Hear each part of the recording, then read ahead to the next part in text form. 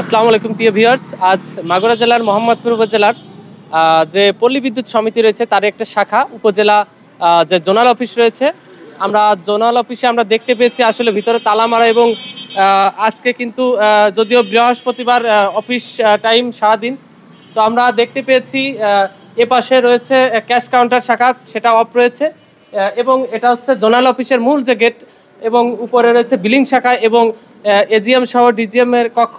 তো আমরা আসলে পুরোটাই তালা দেখতে পেয়েছি। আজকে কিন্তু সারাদিন অফিস চলার কথা ছিল, কিন্তু আজ কয়েকদিন যাবত দেখতে পাচ্ছি পল্লী বিদ্যুৎ এবং আরবির থাকবে, হ্যাঁ, পল্লী বিদ্যুৎ এবং আরবির মধ্যে যে একটা বিভেদ সৃষ্টি হয়েছে।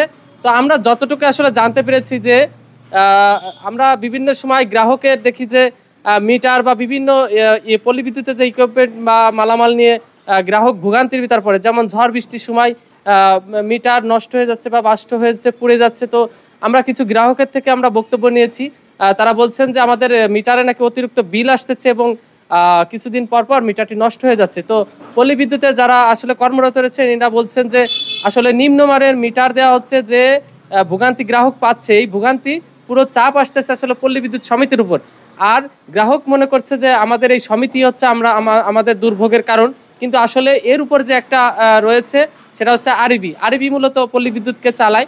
তো এখানে যত ধরনের কার্যক্রম বা বিল সংক্রান্ত যে সকল ধরনের কার্যক্রম রয়েছে প্রতিটা কার্যক্রমই আরবি করে থাকে।